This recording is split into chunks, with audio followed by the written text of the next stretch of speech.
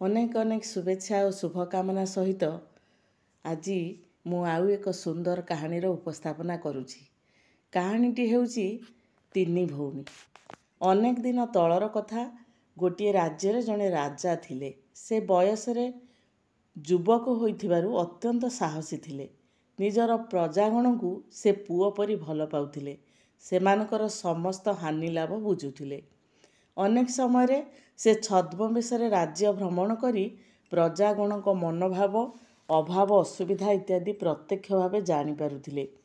ଥରେ ରାତିରେ ଛଦ୍ମବେଶ ଧାରଣ କରି ସେ ଗୋଟିଏ ଗ୍ରାମ୍ୟ ପଥ ଦେଇ ଯାଉଥିବା ସମୟରେ ଜଣକ ଘରେ ତିନୋଟି ଝିଅ ନିଜ ନିଜ ମଧ୍ୟରେ କଥାବାର୍ତ୍ତା ହେଉଥିବାର ଶୁଣିବାକୁ ପାଇଲେ। କୌତୂହଳବଶତଃ ସେ ରାଜା ଯାଇ ନିଜେ ଲୁଚି କରି ସେମାନଙ୍କର କଥାବାର୍ତ୍ତା ଶୁଣିବାକୁ ଲାଗିଲେ। ବଡ଼ ଭଉଣୀ କହୁଥିଲା, ମୁଁ ଯଦି ଆମ ରାଜାଙ୍କ ପାଚକଙ୍କୁ ବିବାହ କରନ୍ତି ତେବେ ଭାରି ଭଲ ହୁଅନ୍ତା। ପ୍ରତିଦିନ ସୁନ୍ଦର ସୁନ୍ଦର ସୁମିଷ୍ଟ ଖାଦ୍ୟ ଖାଇବାକୁ ପାଆନ୍ତି। ମଝିଆ ଭଉଣୀ କହିଲା, ମୁଁ ଯଦି ରାଜାଙ୍କ ନଗରପାଳଙ୍କୁ ବିବାହ କରନ୍ତି ତେବେ ସୁନ୍ଦର ସୁନ୍ଦର ଶାଢ଼ୀମାନ ପିନ୍ଧିବାକୁ ପାଆନ୍ତି ଏବଂ ଭଲ ଘରେ ବି ରହିପାରନ୍ତି। ସାନ ଭଉଣୀ କିନ୍ତୁ କିଛି ନ କହି ନୀରବ ରହିଲା। ତୋର କିଛି ଇଚ୍ଛା ନାହିଁ? ଦୁଇ ଭଉଣୀ ତାକୁ ପଚାରିଲେ। ତଥାପି ସାନ ଭଉଣୀ ନୀରବ ରହିଲା। ସେମାନେ ତାକୁ ଅତି ବାଧ୍ୟ କରି ପଚାରିବାରୁ ସେ କହିଲା, ଯଦି ମୁଁ ରାଜାଙ୍କୁ ବିବାହ କରିପାରନ୍ତି ତେବେ ସବୁ କ୍ଷେତ୍ରରେ ତାଙ୍କୁ ସାହାଯ୍ୟ କରନ୍ତି। ସେ ଆହୁରି ଭଲ ରାଜା ଭାବରେ ଦେଶ ବିଦେଶରେ ପରିଚିତ ହୁଅନ୍ତେ। ରାଜା ତିନି ଭଉଣୀଙ୍କ ମନୋଭାବ ଜାଣି ରାଜମହଲକୁ ଫେରି ଆସିଲେ। ପରଦିନ ସେ ନିଜେ ବରବେଶ ହେବା ସହିତ ନିଜର ପାଚକ ଓ ନଗରପାଳଙ୍କୁ ବରବେଶ କରାଇ ତିନି ଭଉଣୀ ବାସ କରୁଥିବା ଘରେ ଯାଇ ପହଞ୍ଚିଲେ। ସେମାନଙ୍କ ଇଚ୍ଛା ଅନୁସାରେ ବଡ଼ ଭଉଣୀକୁ ପାଚକ, ମଝିଆ ଭଉଣୀକୁ ନଗରପାଳ ଏବଂ ସାନ ଭଉଣୀକୁ ସ୍ୱୟଂ ରାଜା ବିବାହ କଲେ। ମହା ଆଡ଼ମ୍ବର ସହକାରେ ବିବାହ ଉତ୍ସବ ପାଳିତ ହେଲା। ନିଜ ନିଜର ଇଚ୍ଛା ଅନୁସାରେ ବିବାହ ହୋଇଥିଲେ ମଧ୍ୟ ବଡ଼ ଦୁଇ ଭଉଣୀ ସାନ ଭଉଣୀକୁ ମନେ ମନେ ଈର୍ଷା କରୁଥିଲେ, କାରଣ ସେ ବର୍ତ୍ତମାନ ଦେଶର ରାଣୀ। ରାଜା ତାକୁ ବହୁତ ଭଲ ପାଉଛନ୍ତି। ନିଜର ଈର୍ଷା ଭାବକୁ ଗୋପନ ରଖି ବଡ଼ ଦୁଇ ଭଉଣୀ ସାନ ଭଉଣୀ ନିକଟକୁ ଆସୁଥିଲେ। ବିବାହର 1 ବର୍ଷ ପରେ ସାନ ଭଉଣୀ ଗର୍ଭବତୀ ହୋଇ ଯଥା ସମୟରେ ପ୍ରସବ ଯନ୍ତ୍ରଣା ଅନୁଭବ କଲା। ବଡ଼ ଦୁଇ ଭଉଣୀ ତାକୁ ସାହାଯ୍ୟ କରିବାକୁ ଆସିଲେ। ସାନ ଭଉଣୀ ଗୋଟିଏ ପୁତ୍ର ସନ୍ତାନ ଜନ୍ମ ଦେଇ ମୂର୍ଚ୍ଛା ହୋଇଯାଇଥିବା ସମୟରେ ବଡ଼ ଦୁଇ ଭଉଣୀ ପୁଅଟିକୁ ଲୁଚାଇ ନେଇ ଗୋଟିଏ ବିରାଡ଼ି ଛୁଆ ସେଠାରେ ରଖିଦେଲେ। ସାନ ଭଉଣୀର ମୋହ ଭଙ୍ଗ ହେବା ପରେ ବା ଚେତା ଆସିବା ପରେ ସେ ଗୋଟିଏ ବିରାଡ଼ି ଛୁଆ ଜନ୍ମ କରିଥିବା ଦେଖି ଦୁଃଖରେ କାନ୍ଦି ପକାଇଲା। ରାଜା ମଧ୍ୟ ଭୀଷଣ ଦୁଃଖିତ ହେଲେ। ମାତ୍ର ସେ ତାଙ୍କୁ ଅତ୍ୟନ୍ତ ଭଲ ପାଉଥିବାରୁ କିଛି କହିଲେ ନାହିଁ। ଏହା ମଧ୍ୟରେ ବଡ଼ ଦୁଇ ଭଉଣୀ ଛୁଆଟିକୁ ଜୀବନ୍ତ ଅବସ୍ଥାରେ ଗୋଟିଏ ମାଟି ହାଣ୍ଡିରେ ପୂରାଇ ନଈରେ ଭସାଇ ଦେଲେ। 2 ବର୍ଷ ପରେ ରାଣୀଙ୍କର ଆଉ ଏକ ପୁତ୍ର ସନ୍ତାନ ଜନ୍ମ ହେଲା। ସେ ପୁତ୍ରର ମୁଖ ଦର୍ଶନ କରିବା ପୂର୍ବରୁ ବଡ଼ ଦୁଇ ଭଉଣୀ ତାକୁ ଉଠାଇ ନେଇ ଗୋଟିଏ ପକ୍ଷୀ ଛୁଆ ସେଠାରେ ରଖିଦେଲେ। ପୂର୍ବ ପରି ଶିଶୁଟିକୁ ଗୋଟିଏ ହାଣ୍ଡିରେ ରଖି ନଈରେ ଭସାଇ ଦେଲେ। ରାଜା ଓ ରାଣୀ ନିଜର ଦୁର୍ଭାଗ୍ୟ ପାଇଁ କାନ୍ଦିବାକୁ ଲାଗିଲେ, ଭାଗ୍ୟକୁ ନିନ୍ଦା କଲେ। ତଥାପି କିନ୍ତୁ ରାଜା ରାଣୀଙ୍କୁ ପୂର୍ବ ପରି ସ୍ନେହ କରୁଥିଲେ, ବହୁତ ଭଲ ପାଉଥିଲେ ରାଜା ରାଣୀଙ୍କୁ। ରାଣୀ ତୃତୀୟ ଥର ପାଇଁ ଗର୍ଭବତୀ ହେଲେ। ଏଥର ସେ ଏକ ସୁନ୍ଦର କନ୍ୟା ସନ୍ତାନ ଜନ୍ମ ଦେଲେ। ମାତ୍ର ହାୟ ଦୁର୍ଭାଗ୍ୟ! ସନ୍ତାନର ମୁଖ ପଦ୍ମ ଦର୍ଶନ କରିବା ପୂର୍ବରୁ ସେ ମୂର୍ଚ୍ଛା ଚାଲିଯାଇଥିଲେ ଏବଂ ଏହି ଅବସରରେ ତାଙ୍କର ସୁନ୍ଦର ଶିଶୁ କନ୍ୟାଟି ଗୋଟିଏ କାଠ କଣ୍ଢେଇରେ ରୂପାନ୍ତରିତ ହୋଇଯାଇଥିଲା। ଏଥର ମଧ୍ୟ ବଡ଼ ଦୁଇ ଭଉଣୀ ସାନ ଭଉଣୀର ନବଜାତ କନ୍ୟାଟିକୁ ପୂର୍ବ ପରି ମାଟି ହାଣ୍ଡିରେ ରଖି ଜୀବନ୍ତ ଅବସ୍ଥାରେ ନଈରେ ଭସାଇ ଦେବାରେ ସଫଳତା ଲାଭ କରିଥିଲେ। ତୃତୀୟ ଥର ପାଇଁ ମଧ୍ୟ ରାଣୀ ଏକ ବିଚିତ୍ର ବସ୍ତୁ ଜନ୍ମ ଦେଇଥିବା ଶୁଣି ରାଜାଙ୍କର ଧୈର୍ଯ୍ୟ ଭଙ୍ଗ ହେଲା। ସେ ନିଜର ପତ୍ନୀକୁ ସନ୍ଦେହ କରିବାକୁ ଲାଗିଲେ। ରାଣୀ ମଧ୍ୟ ରାଜାଙ୍କ ମନ କଥା ବଦଳାଇ ପାରିଲେ ନାହିଁ। ଶେଷରେ ରାଜାଙ୍କ ଆଦେଶ କ୍ରମେ ଅନ୍ତପୁର ମଧ୍ୟରୁ ବାହାରି ଯିବାକୁ ପଡ଼ିଥିଲା। ଅତ୍ୟନ୍ତ ଦୁଃଖରେ ରାଣୀ ରାଜମହଲରୁ ବାହାରି ଆସି ଗୋଟିଏ ନିକାଞ୍ଚନ ସ୍ଥାନରେ ଗୋଟିଏ କୁଟୀର ନିର୍ମାଣ କରି ରହିଲେ। ଜଣେ ଭିକାରୁଣୀ ପରି ସେ ଜୀବନ ନିର୍ବାହ କରୁଥିଲେ।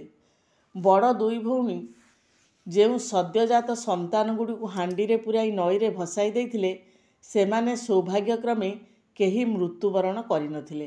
ଜଣେ ନିଃସନ୍ତାନ ଧର୍ମପ୍ରାଣ ବ୍ରାହ୍ମଣ ଘଟଣାକ୍ରମରେ ସନ୍ତାନଗୁଡ଼ିକୁ ପାଇ ଅତ୍ୟନ୍ତ ଆନନ୍ଦର ସହିତ ସେମାନଙ୍କୁ ଲାଳନ ପାଳନ କରୁଥିଲେ। ସେ ପ୍ରଥମ ପୁତ୍ରର ନାମ ଅରୁଣ, ଦ୍ୱିତୀୟ ପୁତ୍ରର ନାମ ବରୁଣ ଏବଂ କନ୍ୟାର ନାମ କିରଣବାଳା ରଖିଥିଲେ। ବ୍ରାହ୍ମଣ ଧନବାନ ହୋଇଥିବାରୁ ସନ୍ତାନମାନଙ୍କୁ ଉପଯୁକ୍ତ ଶିକ୍ଷା ପ୍ରଦାନ କରାଇପାରିଥିଲେ। କ୍ରମେ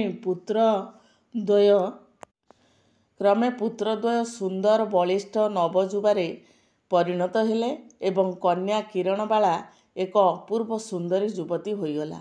ଶିକ୍ଷା, ଦୀକ୍ଷା, ଧନ, ସମ୍ପତ୍ତି କୌଣସି ବିଷୟରେ ସେମାନଙ୍କର ଅଭାବ ନଥିଲା। ସମୟକ୍ରମେ ବ୍ରାହ୍ମଣ ଓ ତାଙ୍କର ପତ୍ନୀ ବୃଦ୍ଧାବସ୍ଥାରେ ପହଞ୍ଚି ମୃତ୍ୟୁବରଣ କଲେ। ସନ୍ତାନଗଣ ସେ ଦୁହିଁଙ୍କର ଯଥାବିଧି ଦାହ ସଂସ୍କାର ଏବଂ ଦୁହିଁଙ୍କ ଆତ୍ମାର ସଦ୍ଗତି ପାଇଁ ଭୋଜନ ପ୍ରସ୍ତୁତି ମଧ୍ୟ କଲେ। ଦିନେ ଜଣେ ସାଧୁ ସେମାନଙ୍କ ଘରେ ପହଞ୍ଚିଲେ। ଭାଇ ଭଉଣୀ ତିନିହେଁ ଅତ୍ୟନ୍ତ ସମ୍ମାନର ସହିତ ସାଧୁଙ୍କୁ ପାଛୋଟି ନେଇ ପୂଜା ଅର୍ଘ୍ୟ ପ୍ରଦାନ କଲେ। ସେମାନଙ୍କ ବ୍ୟବହାରରେ ସାଧୁ ଅତ୍ୟନ୍ତ ପ୍ରୀତ ହୋଇ କହିଲେ, ତୁମର ଏହି ପ୍ରାସାଦ ଗୃହ, ମନୋରମ ଉଦ୍ୟାନ ଏବଂ ସର୍ବୋପରି ତୁମମାନଙ୍କର ଭଦ୍ରଚିତ ବ୍ୟବହାର ମୋତେ ମୁଗ୍ଧ କରିଛି। କେବଳ ଏଠାରେ ଗୋଟିଏ ଜିନିଷର ଅଭାବ ମୁଁ ଲକ୍ଷ୍ୟ କରୁଛି, ତାହା ପୂରଣ ହୋଇଗଲେ ତୁମମାନଙ୍କର ଭାଗ୍ୟ ବଦଳିଯିବ। ସେହି ପଦାର୍ଥଟି କ'ଣ କୁହନ୍ତୁ ସାଧୁ ମହାରାଜ, ନମ୍ରତାର ସହ ବଡ଼ ଭାଇ ପ୍ରଶ୍ନ କଲା।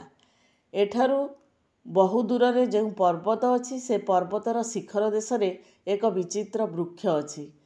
ତାହା ରାତ୍ରି କାଳରେ ସ୍ୱର୍ଣ୍ଣ ସଦୃଶ ପ୍ରତୀୟମାନ ହୁଏ। ଏହି ଗଛରେ ଦୁଇଟି ଶୁଆ ଅଛନ୍ତି। ସେଠାକୁ ଯାଇ ଶୁଆ ଦୁଇଟିକୁ ଘରକୁ ନେଇ ଆସ। ଏହାଦ୍ୱାରା ତୁମେମାନେ ପ୍ରକୃତ ଶାନ୍ତି ଆଉ ଦିବ୍ୟ ଆନନ୍ଦ ଅନୁଭବ କରିବ। ଅରୁଣ, ବରୁଣ ଓ କିରଣବାଳା ଅତ୍ୟନ୍ତ ମନୋଯୋଗ ସହକାରେ ସାଧୁଙ୍କର କଥା ଶୁଣୁଥିଲେ। ସନ୍ନ୍ୟାସୀ ସେମାନଙ୍କୁ ସାବଧାନ କରାଇ ଦେବାକୁ ଯାଇ କହିଲେ, ମନେ ରଖ, ଏଥିରେ ବିପଦ ଅଛି। ସାହସର ସହିତ ପର୍ବତ ଶିଖର ଦେଶକୁ ଯାଇ ଶୁଆ ଦୁଇଟି ଧରି ଫେରିବା ସମୟରେ କେବେ ହେଲେ ପଛକୁ ଚାହିଁବ ନାହିଁ। ଯଦି ତୁମେ ପଛକୁ ମୁହଁ ବୁଲାଇ ଚାହଁ, ତେବେ ସଙ୍ଗେ ସଙ୍ଗେ ପଥର ପାଲଟିଯିବ। ଏଣୁ ସାବଧାନ। ଆମ୍ଭେମାନେ ସେହି ଶୁଆ ଦୁଇଟିକୁ ଆଣିବାକୁ ନିଶ୍ଚୟ ଉଦ୍ୟମ କରିବୁ ମହାତ୍ମା। ଆପଣଙ୍କ ଉପଦେଶ ଆମେ ନିଶ୍ଚୟ ସ୍ମରଣ ରଖିବୁ। ଦୃଢ଼ତାର ସହିତ ସେମାନେ କହିଲେ। ସେମାନଙ୍କ ହୃଦୟରେ ଅଶେଷ ସାହସ ଦେଖି ସନ୍ନ୍ୟାସୀ ପ୍ରୀତ ହୋଇଗଲେ। ସେ ଭାଇ ଭଉଣୀ ତିନିଙ୍କୁ ଆଶୀର୍ବାଦ କରି ବିଦାୟ ନେଲେ। ଏକ ଶୁଭ ଦିନ ଦେଖି ପ୍ରଥମେ ବଡ଼ ଭାଇ ଅରୁଣ ପର୍ବତ ଉଦ୍ଦେଶ୍ୟରେ ଯାତ୍ରା ଆରମ୍ଭ କଲା। କିଛି ଦିନ ପରେ ସେ ସେହି ପର୍ବତ ନିକଟରେ ପହଞ୍ଚିଲା। ପର୍ବତର ଶିଖର ଦେଶରେ ଥିବା ସେହି ବିଚିତ୍ର ସ୍ୱର୍ଣ୍ଣ ବୃକ୍ଷଟି ତାର ଦୃଷ୍ଟିରେ ପଡ଼ିଲା। ସେ ବହୁ କଷ୍ଟରେ ସେଠାରେ ପହଞ୍ଚି ଦେଖିଲା, ଶୁଆ ଦୁଇଟି ଗଛରେ ବସିଛନ୍ତି। ଅରୁଣ ନିର୍ଭୟରେ ଗଛରେ ଚଢ଼ି ଶୁଆ ଦୁଇଟିକୁ ଧରି ପକାଇ ତଳକୁ ପଳାଇ ଆସିଲା। ସେ ଏଥର ଏକମୁହାଁ ହୋଇ ଘରକୁ ଫେରିବାକୁ ଲାଗିଲା। ପର୍ବତ ଅବତରଣ କରୁଥିବା ସମୟରେ ସହସା ଉଚ୍ଚ ସ୍ୱରରେ ତାର ନାମ ଧରି ତାକୁ କିଏ ଡାକୁଥିବାର ଶୁଣିଲା। ସେ ସନ୍ନ୍ୟାସୀଙ୍କ ସତର୍କବାଣୀ ଭୁଲିଯାଇ ହଠାତ୍ ପଛକୁ ମୁହଁ ବୁଲାଇ ଚାହିଁଦେଲା। ପଛରେ ଏକ ଭୟଙ୍କର ଆକୃତିର ପ୍ରାଣୀ ଦେଖି ସଙ୍ଗେ ସଙ୍ଗେ ପଥର ପାଲଟିଗଲା। ଶୁଆ ଦୁଇଟି ଉଡ଼ିଯାଇ ପୁଣି ସେହି ଗଛରେ ବସିଗଲେ। ବଡ଼ ଭାଇ ଅରୁଣ ଯିବାର 1 ମାସ ସମୟ ବିତି ଯାଇଥିଲେ ମଧ୍ୟ ସେ ନ ଆସିବାରୁ ସାନ ଭାଇ ବରୁଣ ପର୍ବତ ଅଭିମୁଖେ ଯାତ୍ରା ଆରମ୍ଭ କରିଦେଲା। ମାତ୍ର ଦୁଃଖର କଥା, ବରୁଣ ମଧ୍ୟ ବଡ଼ ଭାଇ ଅରୁଣ ପରି ପଥର ପାଲଟିଗଲା। ଏହା ମଧ୍ୟରେ କିଛି ଦିନ ବିତିଗଲା। ଦୁଇ ଭାଇ ଫେରି ନ ଆସିବାରୁ ସାହସିନୀ କିରଣବାଳା ଏକାକୀ ଦୁଇ ଭାଇଙ୍କୁ ଖୋଜିବା ପାଇଁ ବାହାରି ପଡ଼ିଲା। ଯିବା ସମୟରେ ସେ ଜଣେ ପୁରୁଷର ଛଦ୍ମବେଶ ଧାରଣ କରି ଯାଇଥିଲା। ବହୁଦିନ ପରେ ସେ ପର୍ବତ ନିକଟରେ ପହଞ୍ଚିଲା। ଦୁଇ ଭାଇଙ୍କ ପରି ବହୁ ପରିଶ୍ରମ କରି ସେ ଶିଖର ଦେଶକୁ ଶେଷରେ ଯାଇପାରିଲା। ଗଛ ଚଢ଼ି ଶୁଆ ଦୁଇଟିକୁ ଧରି ସାବଧାନତାର ସହିତ ତଳକୁ ଓହ୍ଲାଇ ଏକମୁହାଁ ହୋଇ ଘରକୁ ଫେରିବାକୁ ଲାଗିଲା। ସହସା ପଛରୁ କିଏ ତାର ନାମ ଧରି ଅତି ଚିହ୍ନା ସ୍ୱରରେ ଡାକିବାକୁ ଲାଗିଲା, କିରଣବାଳା, କିରଣବାଳା। ସନ୍ନ୍ୟାସୀଙ୍କ ପରାମର୍ଶକୁ ସ୍ମରଣ କରି କିରଣବାଳା ପଛକୁ ମୁହଁ ବୁଲାଇ ଆଦୌ ଚାହିଁଲା ନାହିଁ। ସେ ଆଗକୁ ଆଗକୁ ଚାଲୁଥିଲା। ଆହୁରି ଜୋରରେ କିଏ ତାକୁ ଡାକୁଥିବାର ସେ ଶୁଣିବାକୁ ପାଇଲା। ମାତ୍ର ତଥାପି ସେ ପଛକୁ ଫେରି ଚାହିଁଲା ନାହିଁ। ଏହାପରେ ଅନେକ ଗୁଡ଼ିଏ ସ୍ୱର ଏକକାଳୀନ ତାକୁ ଡାକୁଥିବାର ସେ ଶୁଣିଲା। ତଥାପି ସେ ପଛକୁ ଆଉ ଚାହିଁଲା ନାହିଁ। ଦ୍ରୁତ ପଦକ୍ଷେପରେ ପର୍ବତରୁ ଓହ୍ଲାଇବାକୁ ଲାଗିଲା। ଶୁଆ ଦୁଇଟିକୁ ଯତ୍ନ ସହକାରେ ହାତରେ ଧରି ସେ ପର୍ବତରୁ ଅବତରଣ କରୁଥିଲା। ପର୍ବତର ପାଦଦେଶରେ ପହଞ୍ଚି ସେ ଦେଖିଲା ସେଇ ସନ୍ନ୍ୟାସୀ ତାକୁ ସେଠାରେ ଅପେକ୍ଷା କରିଛନ୍ତି। ସେ ତାଙ୍କୁ ପ୍ରଣାମ କଲା। ସାଧୁ ଆନନ୍ଦରେ ତାକୁ କହିଲେ, କିରଣବାଳା, ତୁ ଝିଅଟିଏ ହେଲେ ମଧ୍ୟ କ'ଣ ହେଲା? ତୁ ସମସ୍ତଙ୍କଠାରୁ ଅଧିକ ସାହସିନୀ। ଯାହା 1000 ପୁଅ କରି ନ ପାରି ପଥର ପାଲଟି ଯାଇଥିଲେ ତାହା ତୁ ଆଜି କରିପାରିଲୁ। ଏହାପରେ ସେ ଅଦୂରରେ ଥିବା ଏକ ପଥର ଗଦା ଆଡ଼କୁ ଆଙ୍ଗୁଳି ନିର୍ଦ୍ଦେଶ କରି କହିଲେ, ଏଇ ପବିତ୍ର ଜଳପୂର୍ଣ୍ଣ କଳସୀ ନେଇ ସେଇ ପଥର ମୂର୍ତ୍ତିଗୁଡ଼ିକ ଉପରେ ଛିଞ୍ଚି ଦିଅ। ସନ୍ନ୍ୟାସୀଙ୍କ ନିର୍ଦ୍ଦେଶକ୍ରମେ କିରଣବାଳା ଜଳପୂର୍ଣ୍ଣ କଳସୀ ଧରି ପଥର ମୂର୍ତ୍ତିଗୁଡ଼ିକ ଉପରେ ପାଣି ଛିଞ୍ଚିଦେଲା। ସଙ୍ଗେ ସଙ୍ଗେ ଏକ ଆଶ୍ଚର୍ଯ୍ୟ ଘଟଣା ଘଟିଲା। ପଥର ମୂର୍ତ୍ତିଗୁଡ଼ିକ ଜୀବନ୍ତ ହୋଇ ଉଠିଲେ। ଶହ ଶହ ଯୁବକ କିରଣବାଳାକୁ ମୁଣ୍ଡ ନୁଆଇଁ ପ୍ରଣାମ କଲେ। ସେମାନେ ଜୀବନ ଫେରି ପାଇଥିବାରୁ କିରଣବାଳା ନିକଟରେ କୃତଜ୍ଞତା ପ୍ରକାଶ କଲେ। ସେହି ଯୁବକମାନଙ୍କ ମଧ୍ୟରୁ କିରଣବାଳାର ଦୁଇ ଭାଇ ଯଥା ବଡ଼ ଭାଇ ଆଉ ସାନ ଭାଇ ଦୌଡ଼ି ଆସି ନିଜ ଭଉଣୀକୁ ଆନନ୍ଦରେ ଆଲିଙ୍ଗନ କଲେ। ଏହାପରେ ସେମାନେ ସାଧୁଙ୍କ ନିକଟରୁ ଆଶୀର୍ବାଦ ଗ୍ରହଣ କରି ଶୁଆ ଦୁଇଟି ସହିତ ଘରକୁ ଫେରି ଆସିଲେ। ଘରେ ପହଞ୍ଚି ଗୋଟିଏ ସୁନା ପଞ୍ଜୁରୀରେ ଶୁଆ ଦୁଇଟିକୁ ରଖିଦେଲେ। ଶୁଆ ଦୁଇଟି ସେମାନଙ୍କର ନିତିଦିନର ସାଥୀ ହୋଇଗଲେ। ବିଭିନ୍ନ ସମୟରେ ସେ ଦୁହେଁ ସେମାନଙ୍କୁ ଉଚିତ ପରାମର୍ଶ ଦେଉଥିଲେ। ଦିନେ ଗୋଟିଏ ଶୁଆ ସେମାନଙ୍କୁ ପରାମର୍ଶ ଦେଇ କହିଲା, ରାଜମହଲର ଉଭୟ ପାର୍ଶ୍ୱ ଦ୍ୱାର ନିକଟରେ ଯେଉଁ ବୃଦ୍ଧା ସ୍ତ୍ରୀ ଲୋକଟି ଏକାକିନୀ ବାସ କରୁଛି ତାଙ୍କୁ ତୁମେ ଘର ଭିତରକୁ ନେଇ ଆସ। ବୃଦ୍ଧାର ନାମ ମଧ୍ୟ ଶୁଆ ସେମାନଙ୍କୁ କହିଦେଲା। ସେମାନେ ଶୁଆର ପରାମର୍ଶ ଗ୍ରହଣ କରି ସଙ୍ଗେ ସଙ୍ଗେ ସେହି ସ୍ତ୍ରୀ ଲୋକଟିକୁ ନିଜ ଘରକୁ ସମ୍ମାନର ସହିତ ନେଇ ଆସିଲେ। ଏହାପରେ ଶୁଆ ସେମାନଙ୍କୁ ପୁଣି କହିଲା, ଏହାକୁ ନିଜ ମା ପରି ଜ୍ଞାନ କରି ତାଙ୍କର ସେବା ଶୁଶ୍ରୂଷା କର। ଏହାଦ୍ୱାରା ତୁମର ମଙ୍ଗଳ ହେବ। ଦୁଇ ଭାଇ ଭଉଣୀ ବୃଦ୍ଧାକୁ ନିଜର ଜନ୍ମିତ ମା ପରି ସ୍ନେହ ଆଦର କରିବାକୁ ଲାଗିଲେ।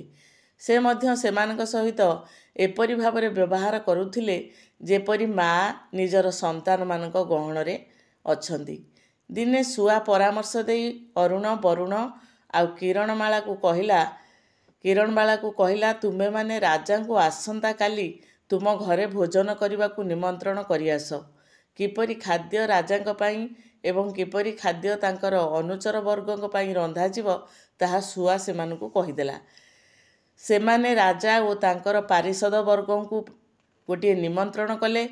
ରାଜା ତାହା ଗ୍ରହଣ କରିବାରୁ ସେମାନେ ଭୋଜନ ପାଇଁ ଆୟୋଜନ କରିବାକୁ ଲାଗିଲେ। ରାଜା ଏବଂ ପ୍ରମୁଖ କର୍ମଚାରୀଗଣ ଯଥା ସମୟରେ ସେମାନଙ୍କ ଘରେ ଆସି ପହଞ୍ଚିଲେ। ସମସ୍ତଙ୍କୁ ସ୍ୱାଗତ କରି ଦୁଇ ଭାଇ ଓ ଭଉଣୀ ଘର ଭିତରକୁ ପାଛୋଟି ନେଲେ। ଏହାପରେ ଭୋଜନ ପର୍ବ ଆରମ୍ଭ ହେଲା। ଶୁକଦ୍ୱୟ ପଞ୍ଜୁରୀରେ ଥାଇ, ଶୁକ ହେଲେ ସେଇ ଶୁଆ, ପଞ୍ଜୁରୀରେ ଥାଇ ସମସ୍ତ ଜିନିଷକୁ ଲକ୍ଷ୍ୟ କରୁଥିଲେ। ଏକ ସ୍ୱତନ୍ତ୍ର ଆସନରେ ରାଜାଙ୍କୁ ବସାଇ ଦିଆଗଲା। ଗୋଟିଏ ସୁନା ଥାଳିରେ ତାଙ୍କୁ ଖାଦ୍ୟମାନ ପରିବେଷଣ କରାଗଲା। ରାଜା ଗୋଟିଏ ପରେ ଗୋଟିଏ ଖାଦ୍ୟ ପଦାର୍ଥ ଚାଖିବାକୁ ଲାଗିଲେ। ସେଗୁଡ଼ିକ ଆଖିକୁ ସୁନ୍ଦର ଦେଖାଯାଉଥିଲେ ମଧ୍ୟ କାହାର କିଛି ମାତ୍ର ସ୍ୱାଦ ନଥିଲା। ସବୁଗୁଡ଼ିକ ଗୋଡ଼ି ମାଟି ପଥରରେ ତିଆରି ହୋଇଥିଲା। ରାଜା କୌଣସି ଖାଦ୍ୟ ଖାଇ ନ ପାରି ରାଗରେ ଗର୍ଜି ଉଠି ତିନି ଭାଇ ଭଉଣୀଙ୍କୁ କହିଲେ, ତୁମେମାନେ ପଥର ଗୋଡ଼ିରେ ଖାଦ୍ୟ ପଦାର୍ଥ ପ୍ରସ୍ତୁତ କରି ମୋତେ ପରିବେଷଣ କରିବାକୁ କିପରି ସାହସ କରିପାରିଲ? ଏହାର ପରିଣାମ କେବେ ଚିନ୍ତା କରିଛ? ତୁମ 3 ଜଣଙ୍କୁ ମୃତ୍ୟୁଦଣ୍ଡ ମିଳିବ। ଏହିପରି କହି କ୍ରୋଧରେ ରାଜା ଥରିବାକୁ ଲାଗିଲେ। ଭାଇ ଭଉଣୀଙ୍କ ମଧ୍ୟରୁ କେହି ରାଜାଙ୍କୁ ଉତ୍ତର ଦେବା ପୂର୍ବରୁ ପଞ୍ଜୁରୀ ମଧ୍ୟରେ ଥିବା ଶୁକ ପକ୍ଷୀ ସହସା ଉତ୍ତର ଦେଇ କହିଲା, ମହାରାଜ, ପ୍ରଥମେ ଆପଣ ଆମ ପ୍ରଶ୍ନର ଉତ୍ତର ଦିଅନ୍ତୁ, ତାପରେ ଆମେ ପ୍ରକୃତ କାରଣ ଆପଣଙ୍କୁ ଜଣାଇବୁ। କ୍ରୋଧ ସମ୍ବରଣ କରି ଆମ ପ୍ରଶ୍ନର ବିହିତ ଉତ୍ତର ପ୍ରଦାନ କରନ୍ତୁ ମହାରାଜ। ରାଜା ଆଶ୍ଚର୍ଯ୍ୟଚକିତ ମୁଦ୍ରାରେ ଶୁଆଟିକୁ ଚାହିଁ ରହିଲେ। ଏହିପରି ଖାଦ୍ୟ ପରିବେଷଣରେ ନିଶ୍ଚୟ କିଛି ଗୂଢ଼ ରହସ୍ୟ ଅଛି ବୋଲି ସେ ହୃଦୟଙ୍ଗମ କଲେ। ଏହାପରେ ସେ ପ୍ରଶ୍ନ କରିବାକୁ ଶୁଆ ପକ୍ଷୀ ଦୁଇଟିକୁ ଅନୁମତି ପ୍ରଦାନ କଲେ। ମହାରାଜ, ଶୁକପକ୍ଷୀ ପ୍ରଶ୍ନ କଲା, କୌଣସି ଅସ୍ଥି ଶରୀର ରକ୍ତ ମାଂସର ନାରୀ କେବେ କ'ଣ ବିରାଡ଼ି, ପକ୍ଷୀ କିମ୍ବା କାଠ କଣ୍ଢେଇ ପ୍ରସବ କରିପାରେ? ଏହି ପ୍ରଶ୍ନ ସହସା ରାଜାଙ୍କ ହୃଦୟରେ ଯେପରି ବିଦ୍ୟୁତର କମ୍ପନ ସୃଷ୍ଟି କଲା। ଅନେକ ବର୍ଷ ତଳେ ତାଙ୍କୁ କୁହାଯାଇଥିଲା ଯେ ତୁମର ସ୍ତ୍ରୀ ପ୍ରଥମ ଗର୍ଭରେ ଗୋଟିଏ ବିରାଡ଼ି, ଦ୍ୱିତୀୟ ଗର୍ଭରେ ଗୋଟିଏ ପକ୍ଷୀ ଏବଂ ଶେଷ ଗର୍ଭରେ ଗୋଟିଏ କାଠ କଣ୍ଢେଇ ଜନ୍ମ ଦେଇଛି। ବର୍ତ୍ତମାନ ଶୁକପକ୍ଷୀର ପ୍ରଶ୍ନ ତାଙ୍କ ହୃଦୟରେ ଭୟଙ୍କର ଆନ୍ଦୋଳନ ସୃଷ୍ଟି କଲା। ସେ ଅନୁଭବ କଲେ ଜଣେ ନାରୀ ଏପରି ଜନ୍ମ ଦେବା ଅବାସ୍ତବ ଅଟେ। ସେ ଶୁକପକ୍ଷୀଟିକୁ ନମ୍ର କାତର ସ୍ୱରରେ ପଚାରିଲେ, ନା, ଏପରି ଜନ୍ମ ଦେବା ଅବାସ୍ତବ। ମୋତେ ସମସ୍ତ ସତ୍ୟ କଥା କୁହ। ପ୍ରକୃତରେ ତେବେ କ'ଣ ମୋର ସ୍ତ୍ରୀ ଏପରି ଜନ୍ମ ଦେଇନଥିଲେ? ଶୁକପକ୍ଷୀ ସମସ୍ତ ଘଟଣା ରାଜାଙ୍କ ସମ୍ମୁଖରେ ବିସ୍ତୃତ ଭାବେ ବର୍ଣ୍ଣନା କଲା। ଶେଷରେ ସେ କହିଲା, ମହାରାଜ, ଆପଣଙ୍କର 2 ପୁତ୍ର ଏବଂ 1 କନ୍ୟା ସନ୍ତାନ ଏବେ ଜୀବିତ। ସେମାନେ ଏହିଠାରେ ଅଛନ୍ତି। ଆପଣଙ୍କ ସମ୍ମୁଖରେ ଅରୁଣ, ବରୁଣ ଆଉ କିରଣବାଳା ଆପଣଙ୍କର ସନ୍ତାନ। ଜଣେ ବ୍ରାହ୍ମଣ ସେମାନଙ୍କୁ ନଦୀ ମଧ୍ୟରୁ ଉଦ୍ଧାର କରି ଲାଳନ ପାଳନ କରିଥିଲେ। ରାଜା ଆନନ୍ଦରେ ନାଚି ଉଠିଲେ। ସେ ନିଜର ପୁତ୍ର ଆଉ କନ୍ୟାଙ୍କୁ ଆନନ୍ଦରେ କୋଳାଗ୍ରତ କଲେ। ମାତ୍ର ନିଜର ପ୍ରାଣପ୍ରିୟା ପତ୍ନୀଙ୍କ ପାଇଁ ତାଙ୍କ ହୃଦୟ କାନ୍ଦି ଉଠିଲା। ସେ କହିଲେ, ମୋର ପତ୍ନୀ ବର୍ତ୍ତମାନ କେଉଁଠି, ଜୀବିତା ନା ମୃତା, ତାହା ମୁଁ ଜାଣିନାହିଁ। ବିନା ଅନୁସନ୍ଧାନରେ, ବିନା ବିଚାରରେ ମୁଁ ତାଙ୍କୁ ରାଜମହଲରୁ ବାହାର କରିଦେଇଥିଲି। ଏହାର ଉତ୍ତର ଦେବାକୁ ଯାଇ ଶୁକପକ୍ଷୀ କହିଲା, ମହାରାଜ, ବିଳାପ କରନ୍ତୁ ନାହିଁ, କାନ୍ଦନ୍ତୁ ନାହିଁ। ଆପଣଙ୍କ ରାଣୀ ଏବେ ମଧ୍ୟ ଜୀବିତା।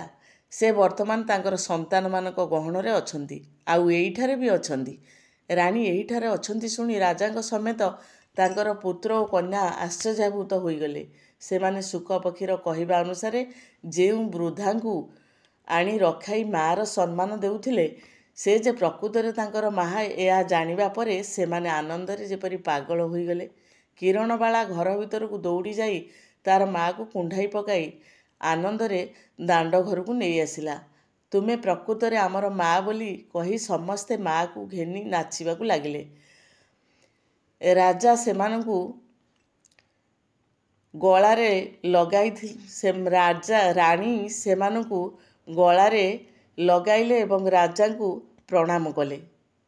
ରାଜା ଆଦରରେ ରାଣୀଙ୍କୁ ପାଦ ତଳୁ ଉଠାଇ ନେଇ ନିଜର ଅପରାଧ ପାଇଁ କ୍ଷମା ପ୍ରାର୍ଥନା କଲେ। ରାଜା ନିଜର ରାଣୀ ଆଉ ସନ୍ତାନମାନଙ୍କୁ ରାଜପ୍ରସାଦକୁ ନେଇଗଲେ। ଶୁକପକ୍ଷୀ ଦୁଇଟିକୁ ସେମାନଙ୍କ କହିବା ଅନୁସାରେ ମୁକ୍ତ କରି ଦିଆଗଲା।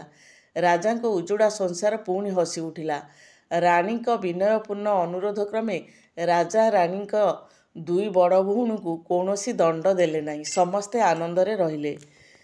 ଗପଟି କିଭଳି ଲାଗିଲା? ପ୍ରକୃତରେ ସାନ ଭଉଣୀ ପ୍ରତି ଏତେ ଅତ୍ୟାଚାର ହୋଇଥିଲେ ମଧ୍ୟ ସେ ତାର ପ୍ରତିଶୋଧ ପରାୟଣ ନ ହୋଇ ସେ ନିଜ ବଡ଼ ଭଉଣୀ 2 ଜଣଙ୍କୁ କ୍ଷମା କରିଥିଲେ। ପ୍ରକୃତରେ ଯିଏ ଅନ୍ୟର ଅମଙ୍ଗଳ ଚିନ୍ତା କରେ, ଭଗବାନ ତାର ଅମଙ୍ଗଳ କରନ୍ତି।